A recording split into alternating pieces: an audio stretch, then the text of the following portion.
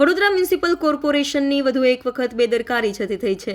Vadodara municipal corporation તંત્ર દ્વારા શહેરમાં વિકાસના નામે ઠેર ઠેર ખાડા ખોદવામાં આવ્યા છે। આ જ પ્રકારનો એક ખાડો વડોદરા શહેરના તરસાલી મેઇન રોડ ઉપર પાણીની ટાંકી નજીક ખોદવામાં આવ્યો છે। આ કામગીરી ચાલી રહી છે, ચારે બાજુથી ખાડા ખોદ્યા બાદ રોડ તો બંધ થઈ ગયો છે, તેવામાં આજે સવારે પાણીની નલિકામાં ભંગાણ સર્જાયું હતું। આ ભંગાણ સર્જાતા પાલિકાના ફુવારા હતા। ઉલ્લેખનીય છે કે થોડા દિવસ પૂર્વે જ વડોદરા શહેરના મચ્છીપીઠમાં પણ મુખ્ય માર્ગ ઉપર પાણીની લાઇનમાં ભંગાણ સર્જાયું હતું અને 6 ફૂટ ઊંચા ફુવારા ઉડ્યા હતા। તેવામાં તરસાલી મુખ્ય રોડ પર પાણીની ટાંકી નજીક અર્બન હેલ્થ સેન્ટર પાસે કોર્પોરેશન દ્વારા ખાડા ખોદવામાં આવ્યા છે। આ કામગીરી દરમિયાન પીવાના પાણીની નલિકામાં ભંગાણ સર્જાયું હતું, જેના કારણે પીવાના પાણીનો વેડફાટ થયો હતો।